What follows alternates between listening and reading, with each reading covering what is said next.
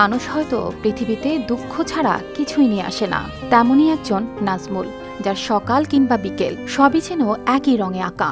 সকালের সোনালী সূর্য হোক বা রাতের শান্ত চাঁদের আলো, নাজমুল সবই দেখে পায়ের শিকল জড়িয়ে। মুখে মায়াভরা হাসি থাকলেও লোহার বেড়ি প্রতিদিন ফিসফিস করে শোনায় তার বন্দি জীবনের গল্প। যে বয়সে তার মাঠে ছুটে বেড়ানো, বন্ধুদের সাথে হাসি খেলায় মেতে ওঠার কথা ছিল, সেই বয়সেই সেই বাঁশ ঝাড়ের নিচে বসে কাটায় শিকলবন্দি দিন। টাঙ্গাইলের গাঙ্গাইর গ্রামের ১৪ বছর বয়সী নাজমুলের জীবনের শুরু থেকেই যেন তাকে ঘিরে ধরেছে দুঃখ। যখন তার বয়স মাত্র ৩, তখনই মাকে হারায় সে। তারপর থেকে বাবা আর বৃদ্ধা দাদি হয়ে ওঠেন একমাত্র ভরসা। বড় হওয়ার সাথে সাথে তার মানসিক সমস্যাও বাড়তে থাকে। শুরু হয় অস্বাভাবিক আচরণ, যা নিয়ন্ত্রণে আনা অসম্ভব হয়ে ওঠে পরিবারের পক্ষে।